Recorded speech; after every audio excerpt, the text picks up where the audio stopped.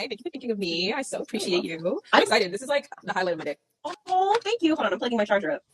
Had to plug my computer charger on my bed. But yay, I'm glad to hear that. No, honestly, it's so crazy. So I feel like I found a video of you talking about the Entertech era, and then I like followed you, cute stuff, and then I went to this party, and Selena was there, and I was outside. Selena. Yeah, talking to Selena. She's like, "Yeah, you sound like my friend Sierra." I was like, "She's gonna be on my show." I was like, "Oh, small world." It's such a small world. I love Selena. She's just like an earth angel. So that's like incredible, and that's so crazy. It is a small world. Oh my god. So it's a line. And the music community is even smaller. And so Literally. now that I have started doing this, so I go live every week highlighting women in music, and I feel Fantastic. like I'm just like, my community is growing because I'm finding more of you guys. And then it's like, I'm finding y'all, and y'all already know people that I know, so then it makes me like, she's not a weirdo, you know?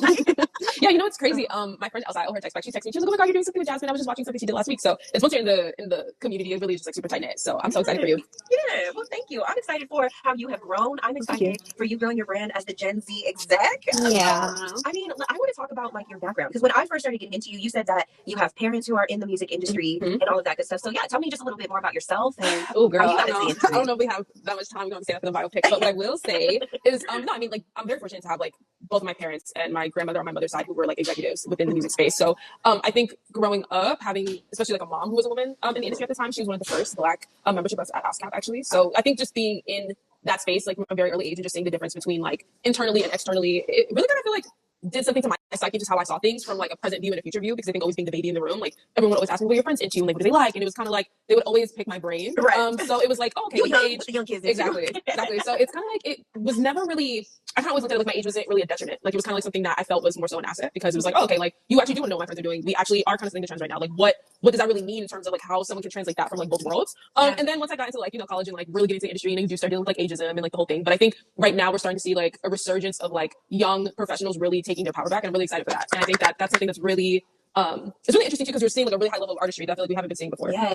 I feel like we have such a high level of artistry because so many people are making music and they have the ability to distribute that music independently. That it's not good enough to make good music anymore. Like you know, like you gotta go above and beyond. And that doesn't mean that you have to change who you are, because thankfully we're also in a time where we want authenticity. We want the real you know? So you can be your crazy ass self. You can make really great music, just share that crazy ass self. And so I think that music artists struggle with sharing themselves, and they struggle with like, who am I? Because for so long I've just been whoever you guys wanted me to be so that you would buy my music, you know? Like it's true. It's actually crazy that you're being stuff, because I just was having this conversation with a friend of mine last night about like we're at a space now where I feel like a lot of creators in music and beyond as well like have to ask ourselves like, what do we actually deem successful? Like what is success really? Because I feel like before it could have been a very much like I want to be a pop star, but also someone may say actually I just want to like pay my bills and like take care of my family and like have a community of supporters that I know is going to engage in every single drop of mine. And it's like, is that a pop star, or is that someone that's just like sustainable? And you start to ask yourself these questions of like, what is success now that everything is kind of more democratized in a way?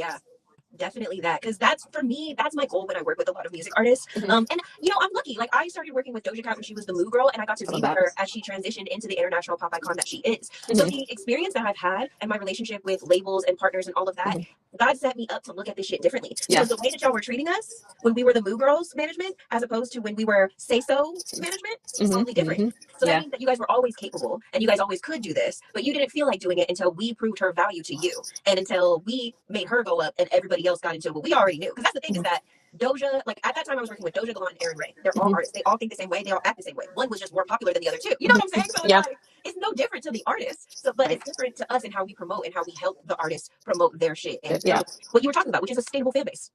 It's really so important. And I feel like I'm kind of trying to figure out how artists can start looking at themselves as like a product and not the client. Because I think it's like we're so used to artists being playing a role instead of being like the ecosystem or like the franchise themselves. And I think I wonder just what that looks like. So that's exactly that. I always preach how artists need to look at themselves as a brand and to operate as a business. And you the CEO, baby. You the CEO. That's true.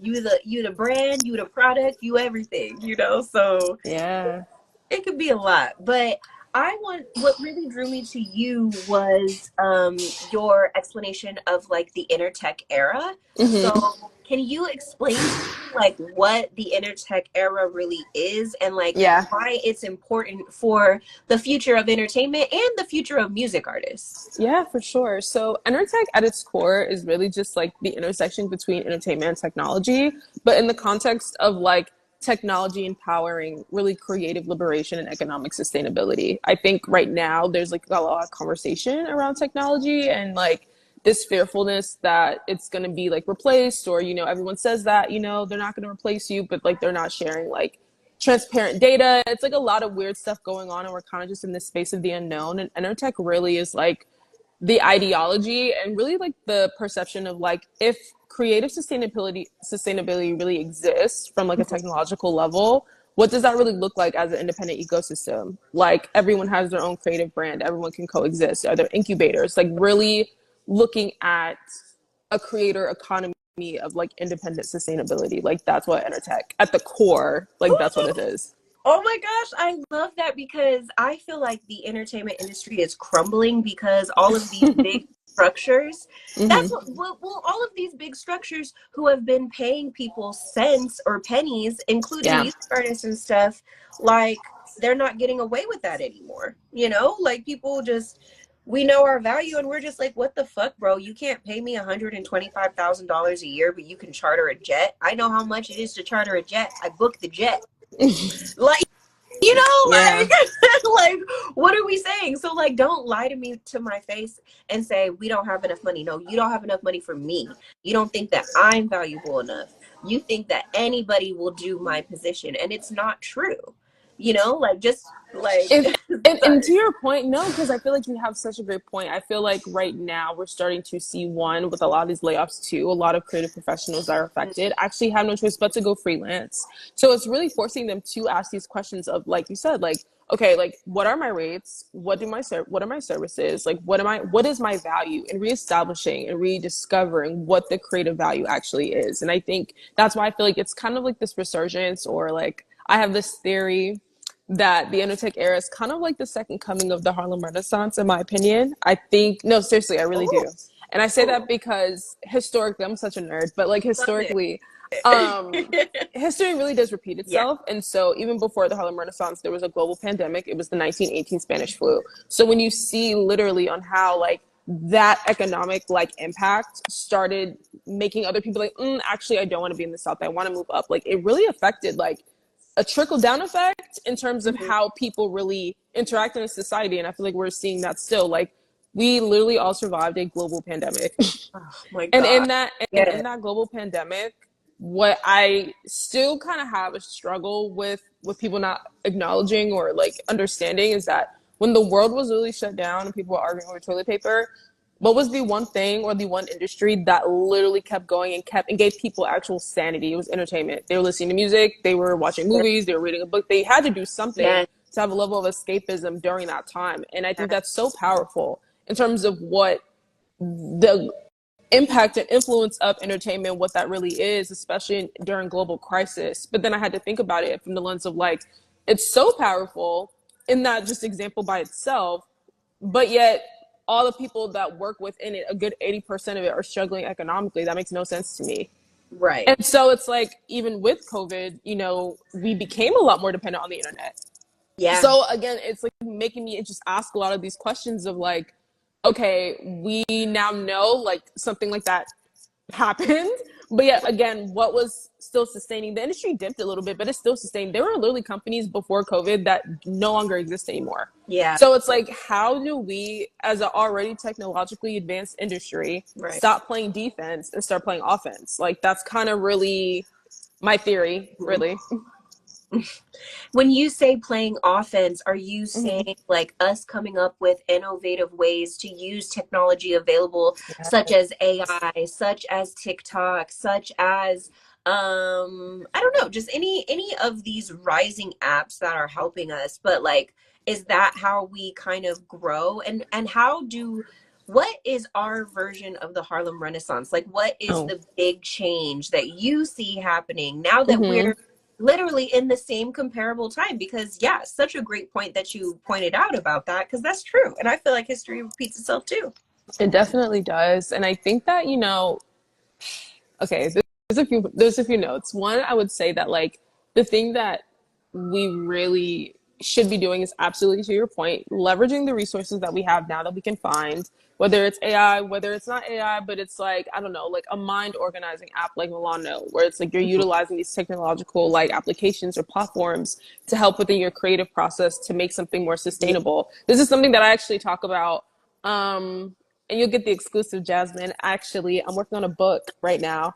And what I'm about to share is something that I'm referencing in the book, but even something like Vimeo OTT, it's like that's an independent platform where anybody, including the founders of Zeus, can create their own network and have that literally on Roku. And it's like, who's to say that they're just like not an animation major with a bunch of friends and they create their own network with just different animations because they're just thinking ahead in that way. So it's really just leveraging technological platforms that already exist. I was just talking about this with a friend yesterday, and I was just like, I think with Entertech specifically, I know everyone right now when they talk about like the future, it's like this very futuristic, super cyber, like dystopian-esque, like Ready Player One type of like vibe. And I just don't like foresee it that way. I really look at it from a lens of culture, and I look at it from a lens of like, no, the future could be holistic and we can start now. Like it doesn't have to be something that we deem that is actually far away. It's actually right present, and it's like actually in front of us. It's just more so about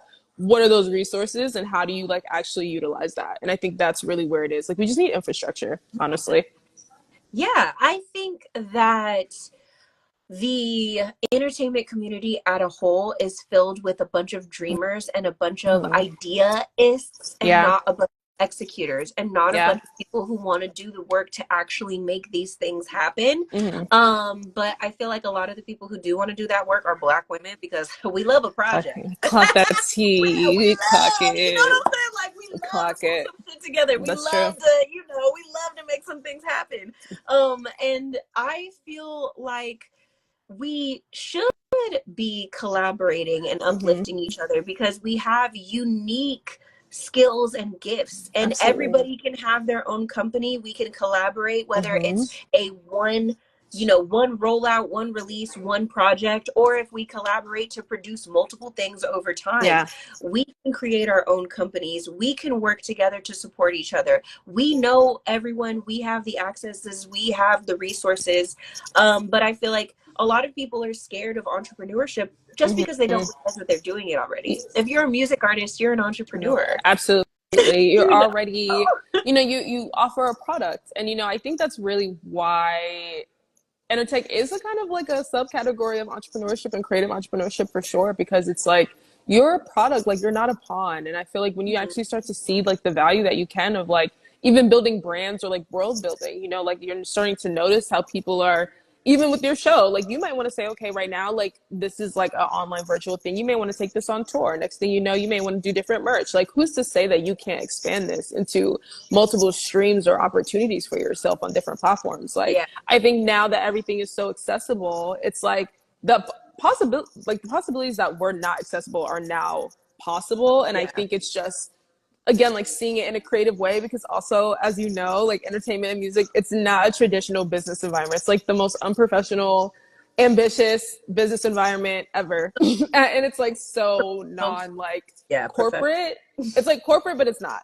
And so it's like, now what does that look like again? Like when someone has to sustain themselves in an independent way, like what are your protocols? What is your company culture if you actually start to hire different freelancers or people just coexisting with each other in this, again, like independent ecosystem? And I think the more people start to foresee it that way versus like, oh, like these entities are going to like use this technology to put me out of a job. It's like, actually, no, like they actually still need human input, and you really can like leverage this technology now so you don't even have to depend on them. It's kind of like a way of thinking and a difference of way of thought, in my opinion. Yeah.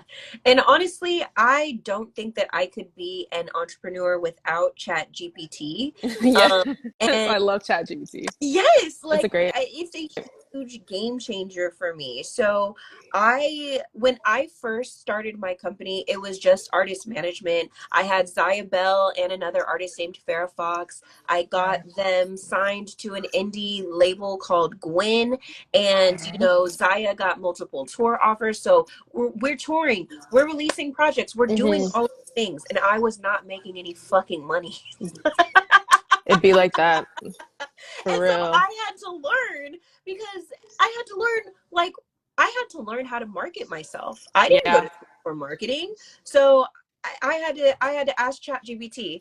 I'm a music artist. I have this many years. I've worked in reality television. I've also worked in da da da da. That's a, These are the things that I am good at. how do I market myself? How do I Fire. like literally I like love that. like But that's what you're supposed to do. I feel like that is what the core of ChatGPT is, what it's supposed to be used for. Like it's supposed to reflect what we brainstorming share with it. after. Yes, it's supposed to help you. It's so crazy. It reminds me of last year when I did my case study startup, and I was like, act as a billionaire venture capitalist. You have a mentee. Like, give us a 30-day action plan of how to build a startup in 30 days. Like, just how do I leverage the information that literally has all of the internets and all the data that ChatGPT is trained on in the palm of my hand, and how can I leverage that to help my creative process? Like that's so interesting. Like, or do you only use ChatGPT, or do you know of the other ones, or do you use the other ones? And do you have a favorite if you do use the other ones? So I have tried using like Pictory AI and other AI things, and Mm-hmm. they are all ripoffs of ChatGPT. So for I me, feel that. I'm a call you what your mama named you. I'm gonna use the original, I know because that's right. nothing else is as good. Yeah. So I'm just like, why am I messing with y'all? And that's the thing is like other chats have AI technology in them. So Mm-hmm. I use Canva and I Fire. create black anime graphics all on Canva using their AI. Are you Dead serious? ass. Dead ass. That's incredible. Also, and it's because I like anime and I'm black and I don't see a lot of black anime characters, That's you know. fire. So I was like, yeah. So this whole thing that I've been doing this whole month, it's called Amplify Your Artistry. I've been Mm-hmm. having solo workshops on Wednesdays, and then I made Fire. like presentation slides. Mm-hmm. All of the little characters in the slides, all from AI, all from Canva. Really? Yeah. Bro, So that's super sick. so Oh, my top three, like I don't know if it's because I'm Christian and I do everything in threes, I but feel that. my top three apps that help me are Chat GPT, Mm-hmm. Canva, and CapCut. Those are my girls. Ooh, a Yeah, CapCut girly. I love that. I really like CapCut, honestly. Like, I feel like it's Final Cut Pro. very pleasant. I was very pleasantly surprised, honestly, because I got I was already using it on my phone, and then when I got the desktop version, I was like, oh, and I'm like actually going through. Jess, you just getting the exclusive today. With my book, I'm working on a rollout, and like I've had to like compile different things to like send it to my team that I'm working with for this rollout. And I was just using CapCut. I'm like, damn, like this is really easy to use, and yet the quality and the output is so good. And I just know as the tech gets more and more, it's gonna just get crazy. Yeah. Do you know? I want to if you don't mind, I just feel like I'm such a freaking research hoarder in my brain that like anytime I feel like something might be helpful, like I just feel compelled to share it. So I apologize in advance for the unsolicited advice. I'm working on that. With your anime characters, one, I would love to see them. And two, have you heard of a platform called Wonder Dynamics? Mm-mm. Uh-oh. I would just suggest when you have a moment to go on wonderdynamics.com. It's literally created by like certain like Hollywood CGI um icons, and it's basically CGI motion animation capture picture with AI. All you need is a camera, and it's freaking crazy. Just so I'm like, if you wanted to really take those animes and potentially start making that into something else, Yeah. I think Wonder Dynamics would be a really cool platform just to play around with, because I know it's still early, and I think again, like I think that's why I'm very adamant, and I'm very adamant on the urgency when I talk about Entertech, especially now because we are very early, and it's like those that Get are able more to get them hands. about it. Literally, like the more you get yourself involved, it's because everyone, it's still very small, so everyone is still very open to collaborating. Everybody's in beta, everybody's in startup mode. It's very much like we're just trying to figure out, all of us trying to figure out what the fuck is going on. Right. Honestly, like that's just the reality. Like honestly, like and That's the music industry in general. That's what I yeah, figured out. Is yeah, everybody is just trying to figure it out. that's Nobody it. knows what the fuck they're doing except for the lawyers. And that's what's really important too. And I think with Entertech too, something even about like lawyers as well. I think as soon as creators understand, or there's a platform that makes creators understand smart contracts easier, it's that one is going to change literally everything. What are Like, smart contracts? girl.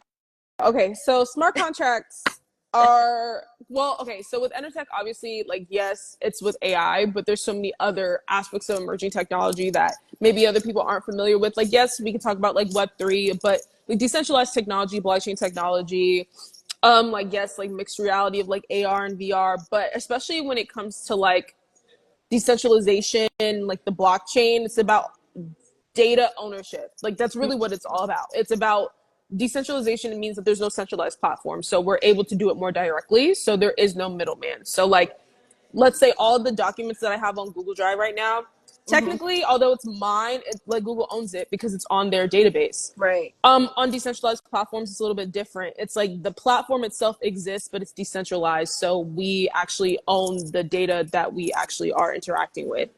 So smart contracts is basically it's basically an automated contract. So if you're familiar with, I really don't know too much about escrow because I rent, so it's like, but it's like, but I know escrow is basically where you hold money, right? Like, it's like, especially when you're getting like a house. And so a smart contract is basically an automating agreement. So let's say, Jasmine, you're like, I'm going to go on a speaking tour and I'm going to, book, speakers to come and speak with me. And you are using smart contracts, or the speakers are using smart contracts. So let's just use myself as an example. I'm like, okay, Jasmine, this is great. My fee is, let's say, like $5,000 for like 2 hours. And you're like, okay, cool. You send me over the smart contract.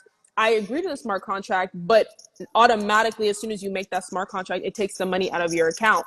Now, I don't get access to this money until after my deliverables are done. Right. So now, automatically, as soon as you confirm that you receive those deliverables of me speaking, it automatically hits my account. So now I don't have to worry about that. Oh, that's fucking crazy. So and that's like the simplified version too. And now I don't have to work. I hate asking people for money. I hate asking people for money. It removes that. So now when you have that in place, and then it also talks about business protocol as well, where it's like, now I don't have to worry about, like, I have to chase you down, like pay me back, et cetera, et cetera. It's like, no, like, this was a mutual agreement. Everything is already on chain, so you can also track it. So it's not like something it can be manipulated. Like right now today, because I'm sick of There's a few on motherfucking Google Docs. Okay, look, I gotta stand. Where do I upload it? No, there's a few actually, and honestly, I'm gonna like DM you some, like, because there's different ones that do different things, and I'm realizing like the tech blockchain world, they gatekeep by terms, where in the music industry they gatekeep by like people. Right. Does that make sense? Like, it's very social. Yeah. Because in the music industry, the people are the ones who have the information and stuff. And so for a long time, people thought, this is my value, is me having this information. So that's why they're gatekeepers. For me, I'm breaking that gate the fuck down. I'm sharing everything that I know, because Period. I don't give up. Like, my worth is not attributed to this knowledge. My worth is me, my implementation of strategies, of this knowledge. You cannot take the way that I think away from me. And like, even if you tell an AI how to think like me, they're not going to know how to generate new ideas. Exactly. And I'm the brand.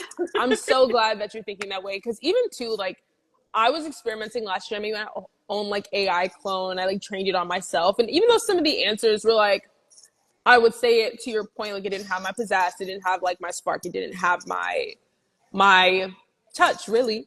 But what I realized is that, like, as we start expanding more and more into like these spaces, I think we're gonna start seeing, how do I describe this?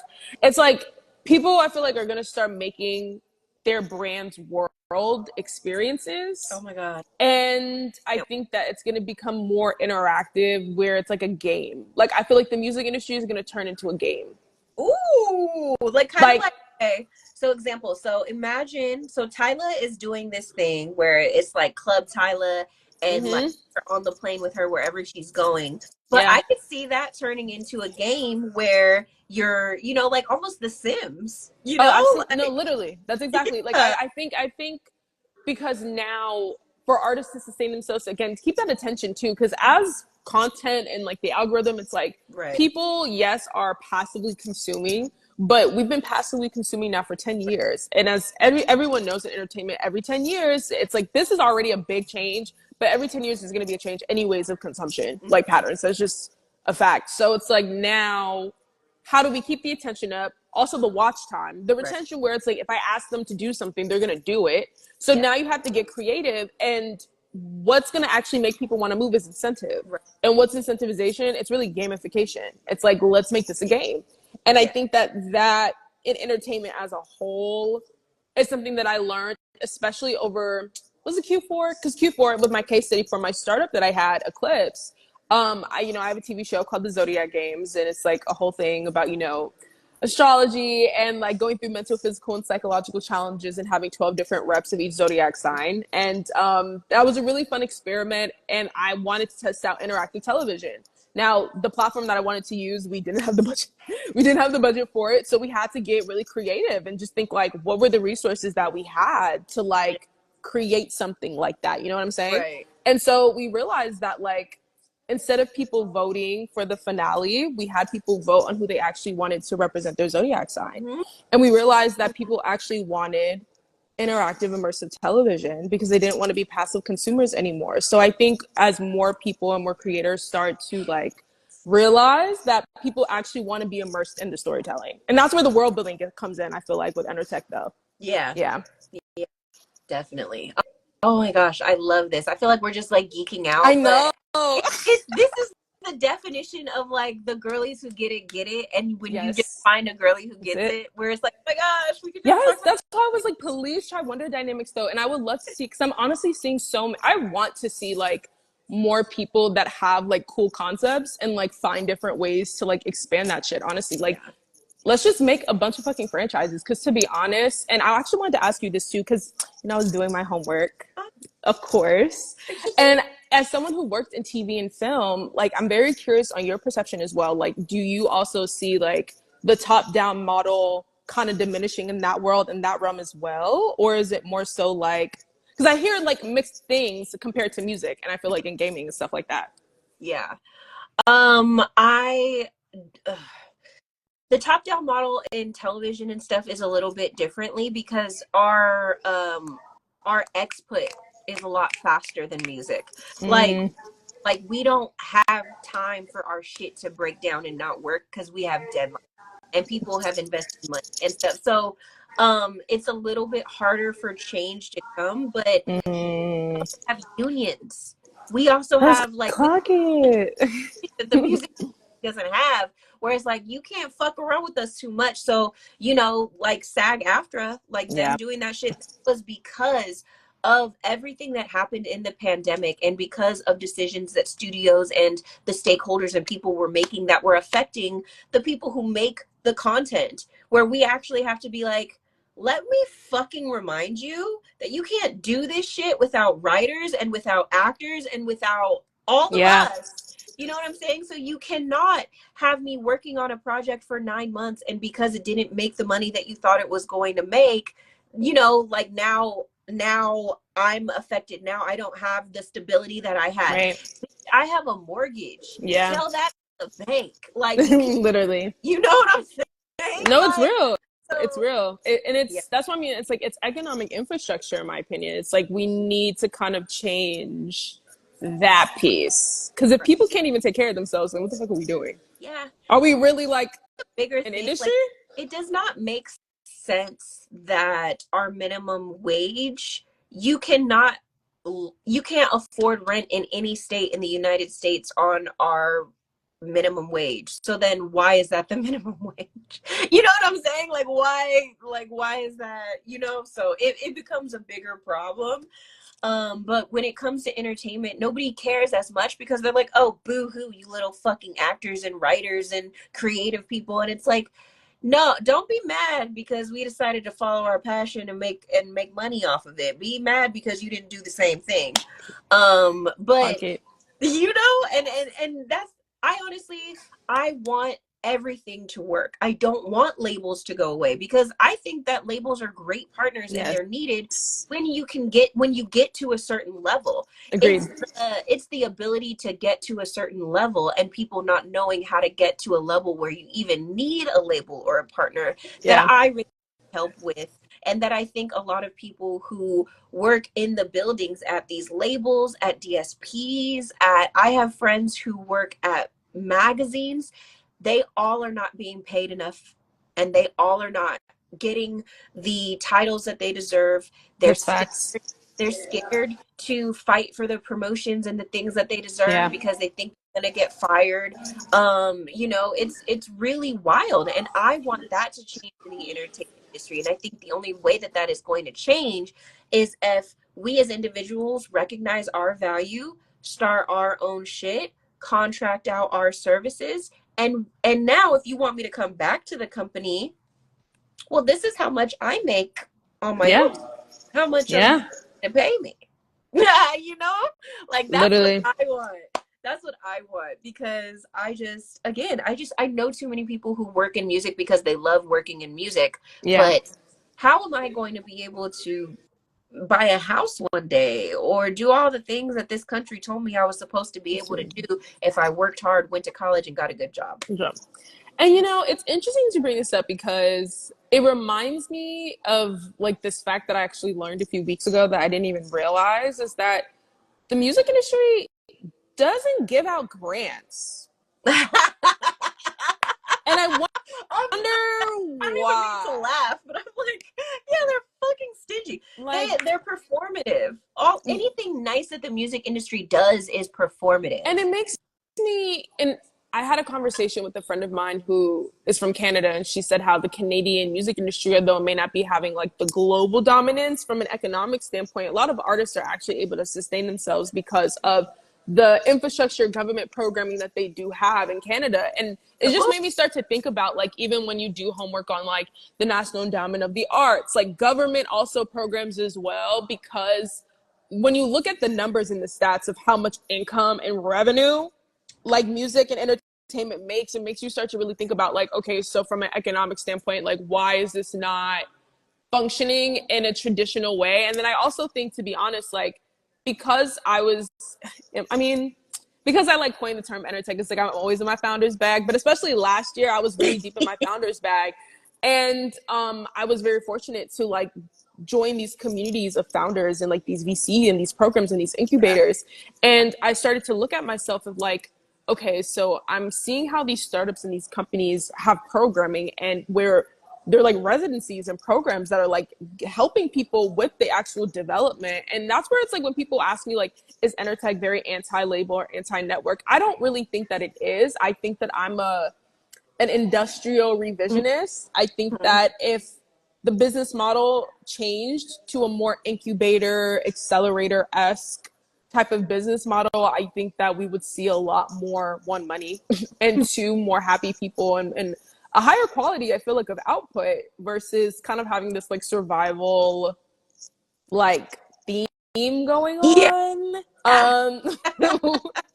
Like I think that that's really what I'm trying to figure out, like why do we not have that? Like, because I think that's where it's like, if we're always talking about, even with these like companies, are like, we care about artistry, we care about artistic empowerment, we care about all these things. I'm like, well, we know that things need budgets, but it's like, I don't know. Like, I think it's really, again, like, it just goes back to my point. Like, it's a mindset shift. And I think that this is something that people have to understand, that this is really about infrastructure and internal perception of like how this system functions. Like, this is a systematic thing.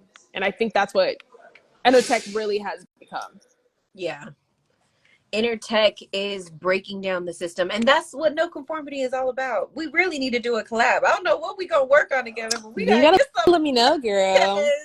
We are very aligned. We are very on, and the fact that literally I just got hit up from a friend who was like, hey, I just saw your video, like I want to talk about like my future, like, or I have friends who are directors of marketing at labels, and that's the kind of position that I'm trying to get my damn self, and they're like, hey, I want to be on your show. I'm like, what? I'm like, okay.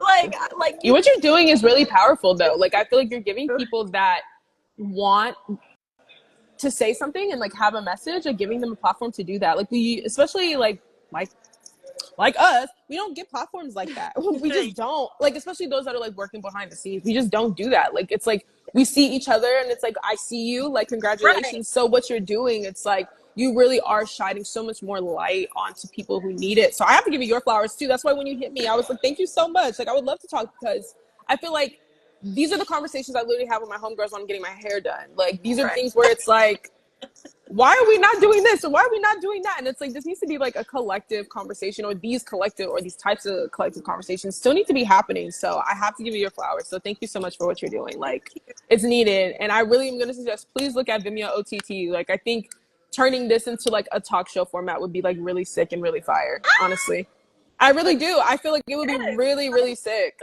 I would love to do that, and I would love to grow where I'm able to host like panels and take this on the road, because I'm all about building community, and Yeah. I think that there just needs to be a place for people to commune and to join. You know what I'm saying? Like there has to be people with common minds to me, and for me, I just see so many women working in the music industry. It was crazy to me, um the the reports that come out about women in music, and about the disparity in pay, how many women are in executive positions, how many women are, and so for me, I'm just like, but we're the ones who make this whole shit go up. Like, what are you talking about? Like, when I need to get shit done, I'm linked with a woman. Like, Literally. there might be a few men here and there, but usually men are the ones who are like in the clubs, in the streets, in the studios, who make all the money and who get all the credit, and women are the ones who are doing all the work and aren't seen. And that's fucked up to me. And I'm like, I see all of you, and I know how much all of y'all are working, and yes. No, it's really nice. Followers.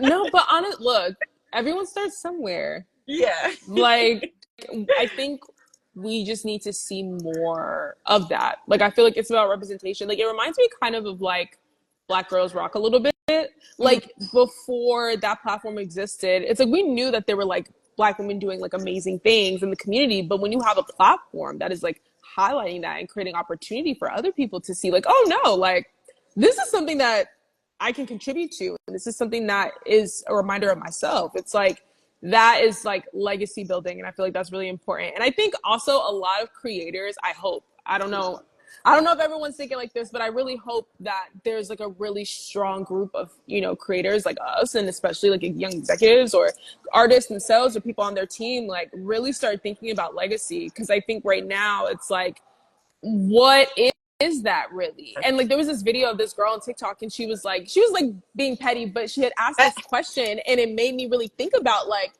it from like a collective standpoint, when she was like, what are your hobbies outside of media consumption? Ooh. And it was like, these are really great questions to ask though. And it's like, even if you are like consuming media, there's nothing wrong with that, as someone who literally consumes media every second of her life.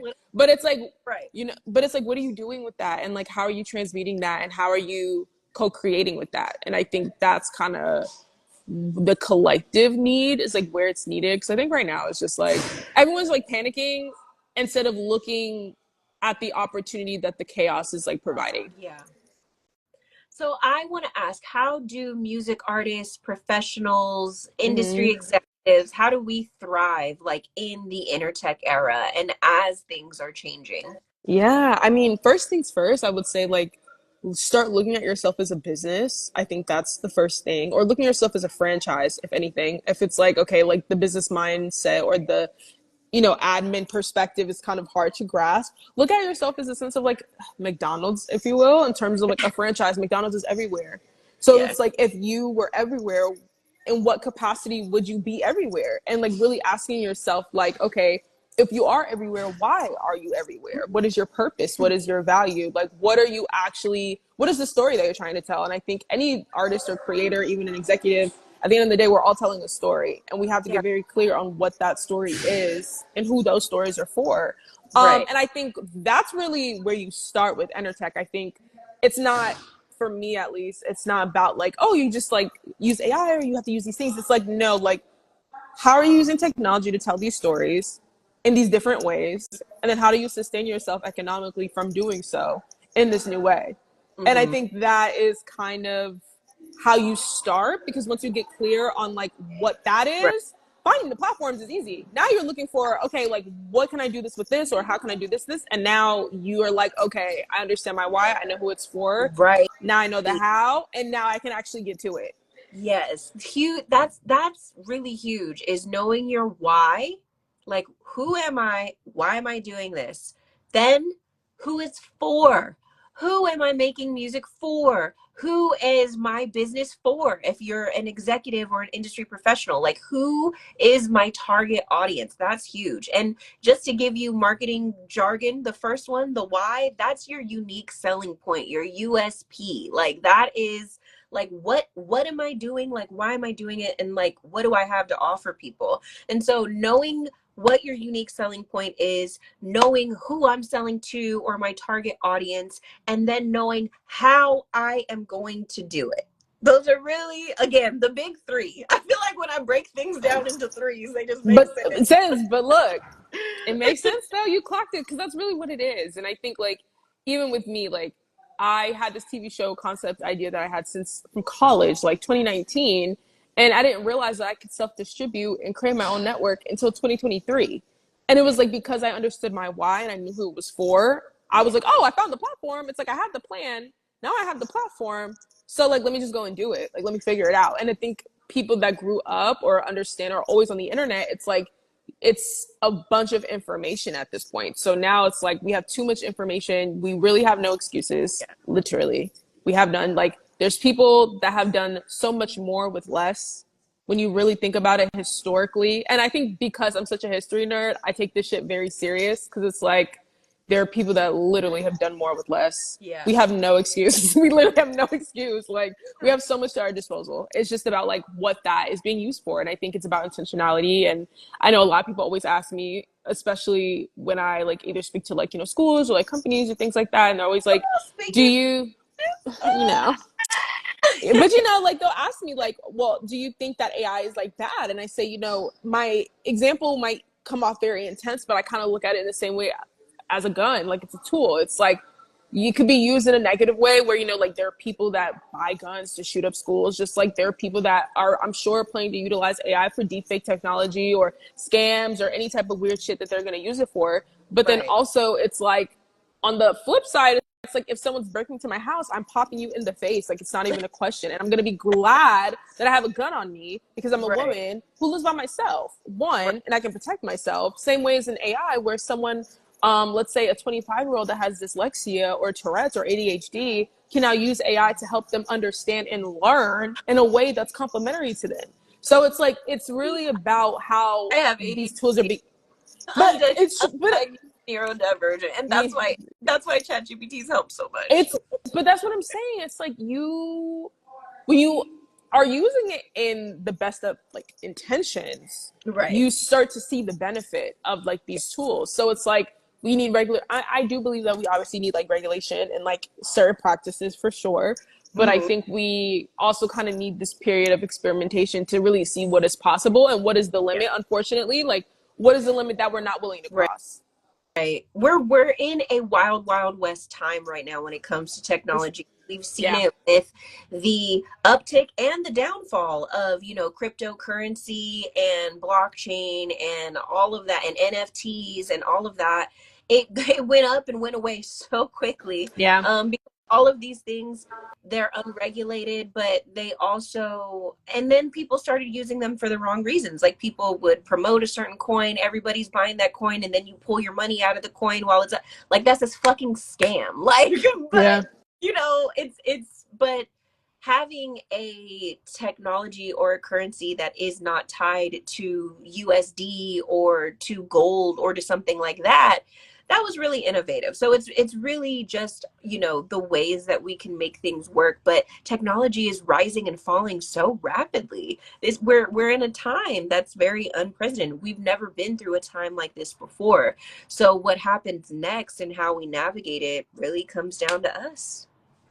You know? Yeah, and I also would say that it comes down to us, but it also really comes down to like everyone getting on the same page. Oh yeah. Because I feel like that, and I'm not going to say that that's one collective page. I feel like there can be different types of pages that people can collectively agree upon. But I Right. think that, you know, like even when it comes to schools and like colleges and like even workforce development, even when it comes to emotional intelligence, I think that's something that a lot of people may not see coming in like workforce placement or like HR, things like that in all industries, but especially in entertainment. I think that there is going to be more conversations about workforce standards and not just things that people can like publicize on billboards saying that they're going to do and then like actually not do it. But like, Right. what are the actual standards that we're going to hold companies to, and like what are those deliverables, and how are we making sure that they're like sticking by their word and like having actual regulatory standards from an emotional intelligence standpoint too, because I think now, and I say this all the time, it's very interesting how now in entertainment, an industry that has been very known for just having like very inhumane, robotic standards of people that work within it, hours that don't even make sense, Girl. always constantly overdrive and Right. working, literally like barely is eating, always in overdrive, like literally can't even process half of the information because your mind is going a mile a minute in all these different directions. But as Yeah. soon as we have technology that can actually help us organize and handle that admin, now we're concerned. And we actually have like the robots to like stick to the robotic standards that you guys have placed, and like, we can now focus on like the creative output that we need to of quality different way. And I just hope that, you know, those who resonate with like just looking at things from a revisionary standpoint, like really align with Entertech and just start to do their own research and start digging deep in their own way of like what, again, what does a different type of outlook and different type of possibility, what does that look like? Yeah. I think that the future of the entertainment industry depends on how many people are willing to educate themselves and actually make it better. Yeah. Um, I think that, again, for so long, people's value has been attributed to their knowledge. But I think that it really just comes down to us realizing that we are, like, let's get over the gatekeeping shit. We are more valuable than just what we can do for other people. We're more valuable than the knowledge that we have. Literally. It's how we do things. It's how we think. It's, you know, and let's stop, I would say, discouraging people that are rising from having creative input. Like, I know for me, I literally have gone back in text messages and seen moments where I muted myself. So it's not even a situation of I can't get the credit. You never even knew it was my idea because I was scared for you to know that it was my idea because I was scared you wouldn't do it if you knew it was my idea. How many people have gone through, Yeah, you know what I'm saying, where we don't even give ourselves credit because all we it's care true. is the artist and the end result or the show or whatever we want at the end of the day. And so I think that leveraging technology to build your own wave is only going to increase your value and show how valuable you are to the stakeholders and to the people who, you know, determine the budgets. And if we have enough money to pay your wage, they're not going to do the research. So you need to. We need to. The workforce. You know what I'm saying? Like, Yeah. the majority, not the 1% that has all the money, but the ones who care about the music and the musicians and who care about the entertainment industry as a whole, and want to keep it like moving forward, you know?